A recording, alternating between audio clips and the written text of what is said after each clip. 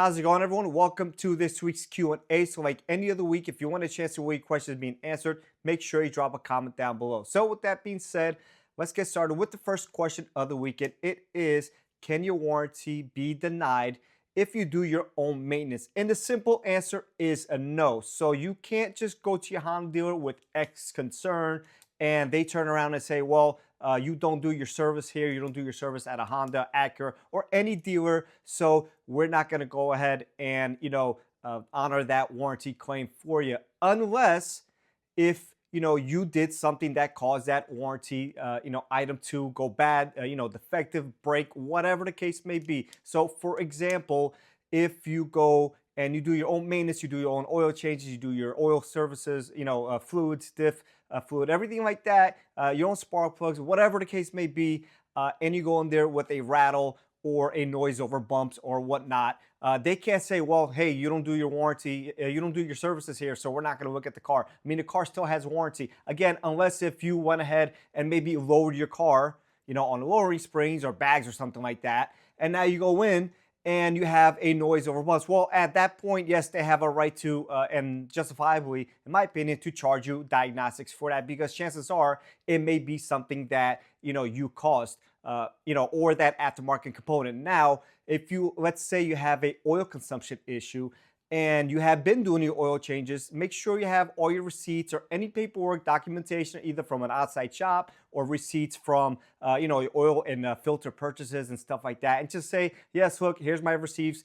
Here's my proof that I have been doing my maintenance and I don't have to bring it here. And the vehicle's consuming oil, or it's got a noise from the engine, or whatever the case may be. And again, they can't deny you for that. Now, if you show up and you have an oil consumption issue or sludge buildup, or things of that nature, and you don't have any documentation from any dealer, any outside facility, any receipts of oil, filters, etc., then at that point they say, well, the car has been neglected and this is why you are here today. So it really depends. But if you do your own maintenances, trust me, I'm all about that. I know things are expensive at a dealer, so I do a lot of videos of maintenance and stuff like that.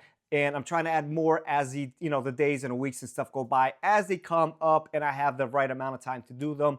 I'm all about doing your own maintenance, especially if you're handy. Why not, save a couple bucks here and there. And as long as you're using OEM fluids and parts, I'm more than okay with it, or any good aftermarket brands. And again, save yourself some money. Just have documentation, put everything in a nice folder, or, scan them on your phone, whatever you feel comfortable with. And in the event something does happen, you have, proof, and like that, there's no arguments of, something being denied, unless if, again, you did something to cause that issue. Maybe you left the oil drain bolt out, whatever the case may be. But just document everything, and like that, in the event something happens, you have documentation and you can show it to, the advisor, the manager, American Honda, whatever the case may be. So hopefully that answers the question for you. All right, so the next question is, why are certain vehicles affected by certain recalls and then certain vehicles are not? So I'm not sure exactly on the whole process, but maybe somebody that works in a factory or an assembly line of some sort could chime in the comment section down below.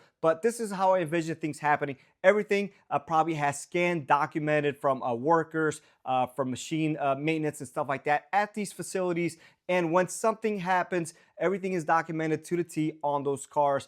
And they could 9 out of 10 times pinpoint on where an issue occurred and how it occurred. Maybe it was a human error, maybe it was a machine error, maybe something broke off the machine, was misaligned, things along those lines.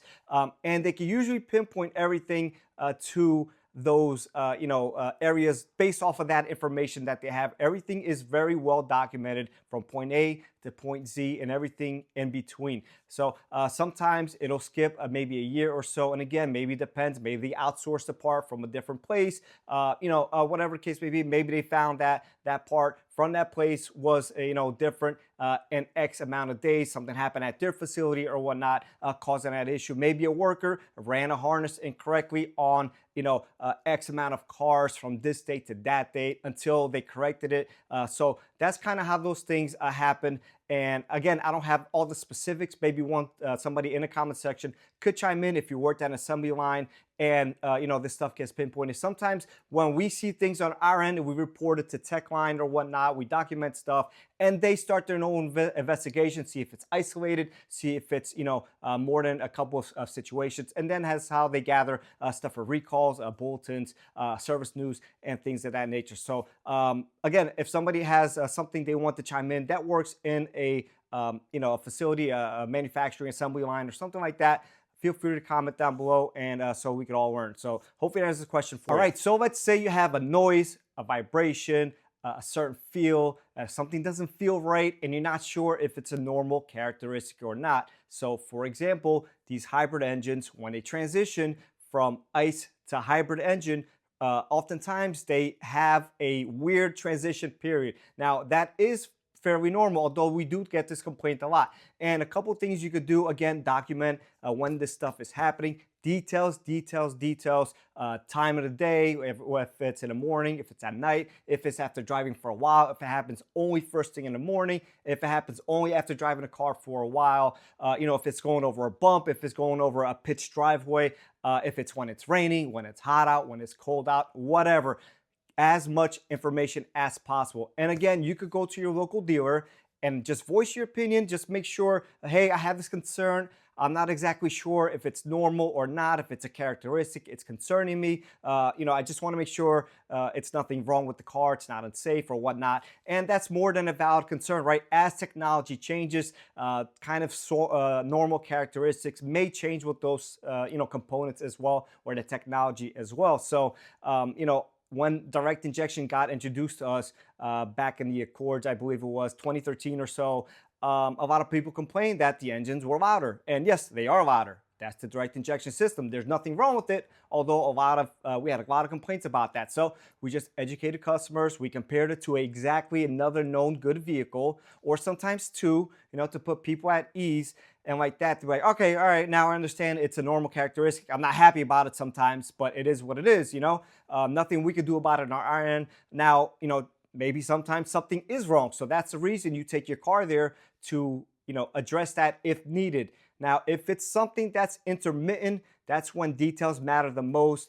And sometimes it's not only frustrating for you, it's frustrating for us as well, because A, we're not sure how to duplicate or replicate the issue, and B, even if we fix something or address or attempted to fix something, we're not sure if we confirmed it, we could confirm the repair because it's intermittent, may happen once a day, may happen once a week, may happen when the sky is falling. I mean, who knows, just sometimes this stuff, especially intermittent stuff, is very hard to duplicate and then, to confirm the repair. But again, if you guys have something, a noise, vibration, a pulling, a whistle, a whine, whatever, bring it up to your local dealer. If you feel like it's something that you can wait until the next, your oil change or whatnot, wait. If not, if you feel like it's something that may be significant, then make your appointment as soon as possible. So hopefully it answers the question. All right, so this next question is when doing your own fluids, right? So most people do their own fluids at home. So what are you gonna do? You're either gonna jack it up, put on jack stands, as you should, never get underneath the car without some sort of jack stands or some sort of secondary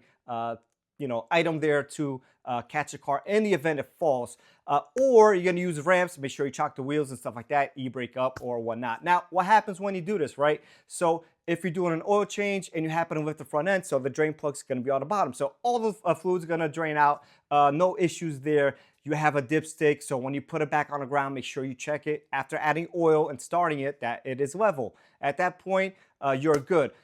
Although most of these cars with these newer transmissions, differentials, transfer cases, do not have a dipstick. So what happens is when you go, for example, to drain the rear differential and you lift the back end up, now the drain plug's not going to be an issue, but when you go to fill it off, the level check is actually you fill it up until it starts to come out of the top fill hole. So if it's on an incline, you're actually going to put more fluid than needs to until it starts to trickle out. So that could be an issue. Obviously, too much fluid in there is not good. Too little fluid is there is not good either. Now, if you go on the transmission side, let's say you lift at the front end of the car, you drive onto ramps, and you drain the fluid. Now, drain plug is usually on the back. Sometimes it's on the front. You may not drain the exact amount that needed to. So this is where a measuring device of some sort comes in handy. A bucket. I use one from Home Depot or Lowe's, and I take out X amount of fluid and put the same exact amount back.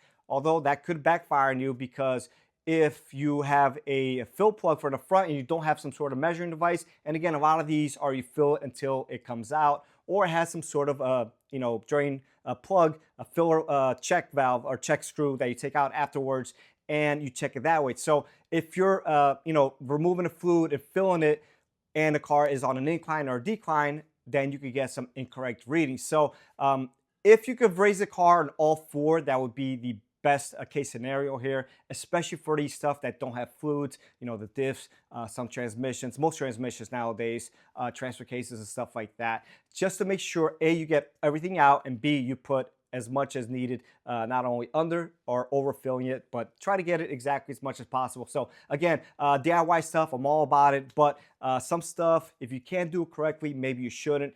If you have a way to collect the fluid and put exactly that amount back, that's better than nothing. At least you'll be at level, or as level as was before, and it was driving fine. So it gets a little tricky there. If it's something you're not comfortable with, take it to a shop. Doesn't have to be a Honda or Acura dealer. Pay the money. It's better to pay the 150, 200, 250, sometimes three for these 9-speed, 10-speed transmissions. Then do that. It's not worth sacrificing your transmission and causing yourself more headaches than needed to. Now again, if you have a way of checking it correctly, then go ahead and do it. Make sure you do everything nice and safe. But if you feel like that it may be an issue for you, then just pay the money. And again, it's worth spending a couple $100 versus potentially damaging your transmission, your rear diff, or your transfer case. So hopefully that answers the question for you. All right, and last but not least, question of the week. And once again, if you want a chance to win your question being answered, make sure you drop a comment down below. So the question is, at what interval should your shocks or struts be replaced on your Honda or Acura? So Honda and Acura struts are relatively good.